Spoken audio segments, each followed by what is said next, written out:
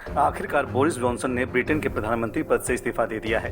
देश के नाम संबोधन में उन्होंने घोषणा की है। पिछले कई दिनों से उन पर इस्तीफा देने के लिए दबाव बनाया जा रहा था। उनकी कंजर्वेटिव पार्टी के मंत्रियों ने भी उनका साथ छोड़ना शुरू कर दिया था। बोरिस जॉनसन के खिलाफ बगावत यहाँ तक बढ़ गई थी कि 2 दिन के अंदर 40 से ज्यादा इस्तीफे हो गए थे। दबाव बढ़ने के बाद गुरुवार को उन्होंने प्रधानमंत्री की कुर्सी छोड़ने का फैसला कर लिया।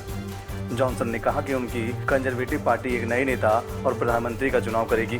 जॉनसन ने कहा कि मुझे अपनी उपलब्धियों पर बहुत गर्व है। नए नेता के चुने जाने तक वो पद पर रहेंगे।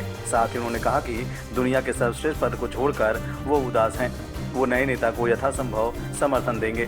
कंजर्वेटिव पार्टी के एक सम्मेलन में नेता का चुनाव होगा। पार्टी का सम्मेलन अक्टूबर में होने का कार्यक्रम है।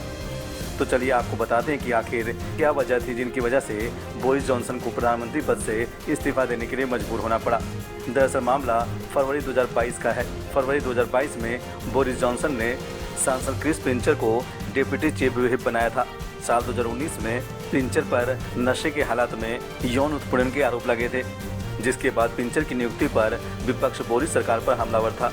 इस बात की जानकारी होते हुए ब्रिटिश पीएम बोरिस जॉनसन ने उन्हें प्रमोशन दिया था, जिसके बाद उनके नेतृत्व को लेकर सवाल उठने लगे थे। सरकार की किरकिरी होते दिख रही थी। विपक्ष के हमलावर के बीच जॉनसन की अपनी पार्टी के सांसद भी इस पूरे मामले पर सवाल खड़े कर रहे थे। मामला जब बेहद बिगड़ने लगा तो पीएम बोरिस जॉनसन ने बाद में सफाई देते हुए कहा कि क्रिस पिंचर का प्रमोशन गलत फैसला था। साथ ही ये भी कहा कि उन्हें पिंचर पर लगे आरोपों की जानकारी नहीं थी। इससे पहले भी बोरिस जॉनसन पर एक बार पहले भी इस्तीफे की तलवार लटकी थी, लेकिन तब वो कुर्सी बचाने में कामयाब हो गए थे। दरअसल जून में पार्टी गेट विवाद सामने आया था। विवाद के बाद कंजर्वेटिव पार्टी के 50 से ज्यादा सांसदों ने बोरिस जॉनसन से इस्तीफे की मांग की थी, लेकिन पीएम बोरिस जॉनसन उस वक्त विश्वास मत जीतने में सफल हो गए थे। सदन में उन्हें 211 और विपक्ष को 148 वोट हासिल हुए थे। लेकिन इस बार कई दिनों तक चले राजनीतिक घटनाक्रम के बाद जॉनसन ने ये कदम उठाया है।